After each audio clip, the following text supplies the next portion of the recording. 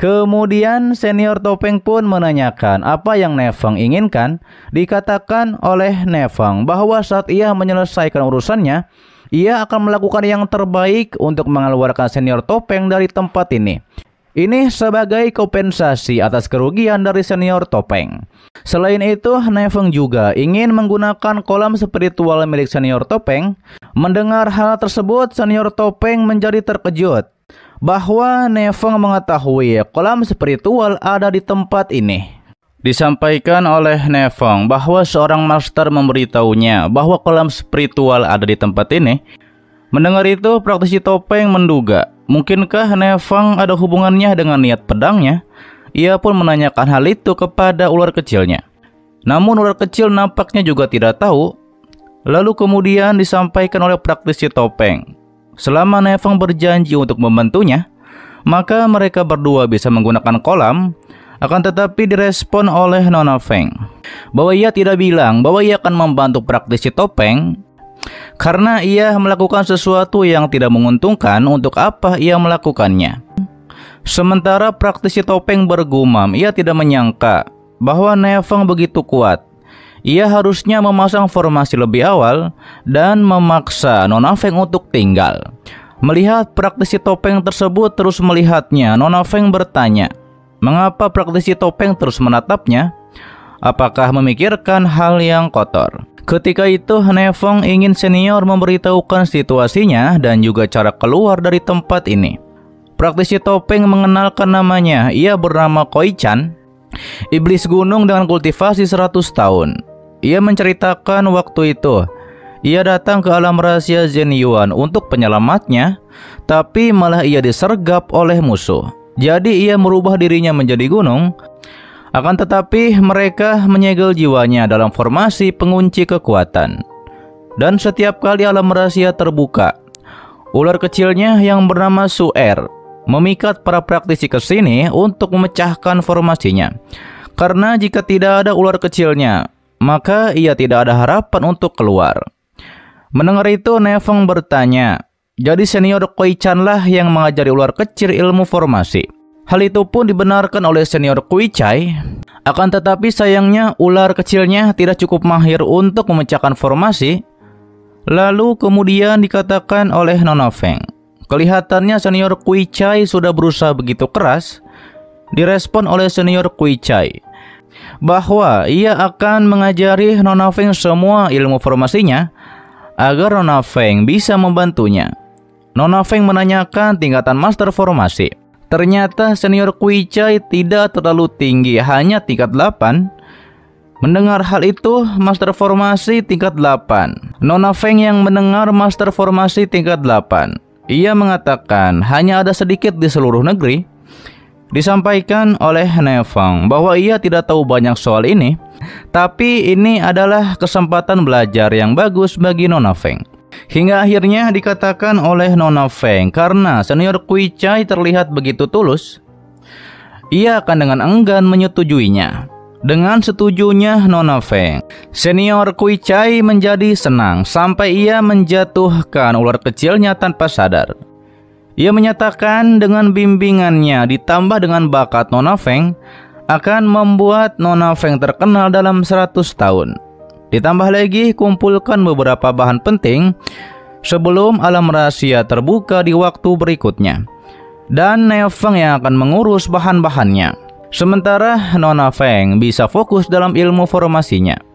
Ditanyakan oleh Nefeng kepada senior bagaimana cara memperbaiki bunga roh pembeku langit. Diberitahu oleh senior ada di Pulau Dingin Ekstrim, akan tetapi di sana dilindungi oleh formasi kuno yang sangat berbahaya. Ditambah lagi ia pun tidak ingin ular kecilnya mengikuti Nefeng karena berbahaya. Dan Nefeng bisa tinggal dan belajar bersama. Hingga akhirnya mereka pun belajar bersama. Setelah hal itu hari-hari pun terus berlalu.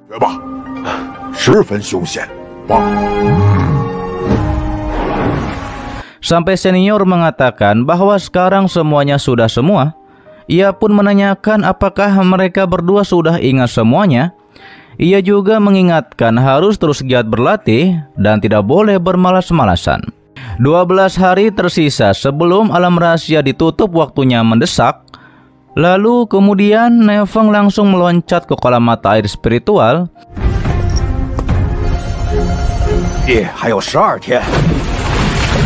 Ia pun berkultivasi di dalamnya. Terlihat ia pun seperti mengumpulkan kekuatan di sekitarnya. Terlihat kekuatan dari mata air spiritual tersebut masuk ke dalam diri Nefeng untuk menyembuhkan luka dalamnya. Sementara dijelaskan oleh senior bahwa kolam itu berisi energi spiritual langit dan bumi murni, tidak hanya dapat menempa tubuh, tetapi juga menyehatkan jiwa seseorang yang mengalami cedera serius. Dapat segera pulih di kolam mata air spiritual. Dan biasanya orang normal bisa bertahan paling lama 2 hari atau 3 hari. Ketika itu senior mengatakan kepada Nona Feng bahwa sebelumnya Nona Feng masih bertengkar hebat dengan Nefeng. Sekarang malah terlihat Nona Feng mengkhawatirkan Nefeng. Mulai tertarik nih. Bagus dong. Namun Nona Feng berbohong bahwa ia hanya takut Nefeng mati dan tidak ada yang bisa menandingi kekuatannya. Pastinya senior tahu bahwa Nona Feng berbohong. Bahkan kebohongan Nona Feng tidak bisa menipu ular kecilnya. Hingga akhirnya Nona Feng disuruh oleh senior untuk masuk juga ke dalam kolam.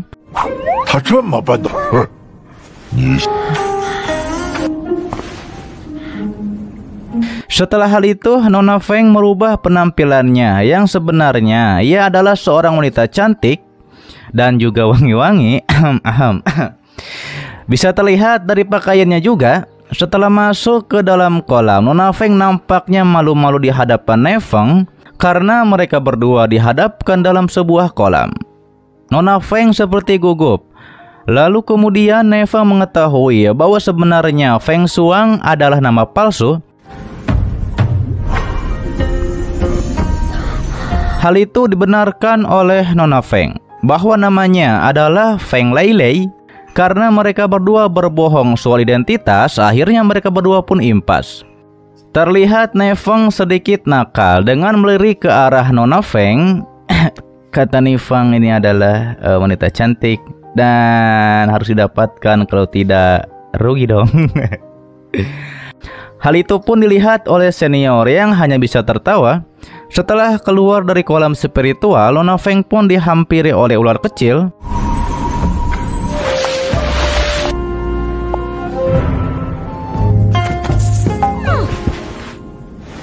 Nona Feng pun langsung mengambil ular kecil tersebut.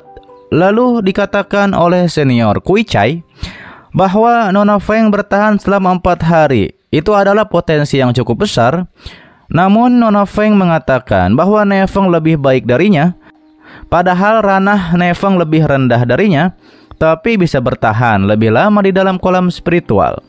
Senior pun mengakui Nefeng memang mengesankan. Dan ketika mereka berdua ini lelap tidur, tiba-tiba saja terjadi sesuatu getaran yang ternyata Nefeng sedang berkultivasi, yang menyebabkan getaran tersebut.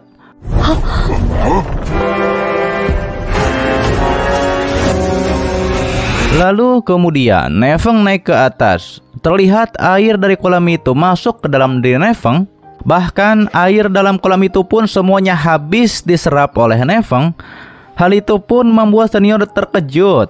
Tidak ada setetes pun yang tersisa dari kolamnya. Ia pun menangis seperti anak kecil karena hal itu. Sementara itu Nefeng bergumam bahwa luka batinnya sudah banyak sembuh.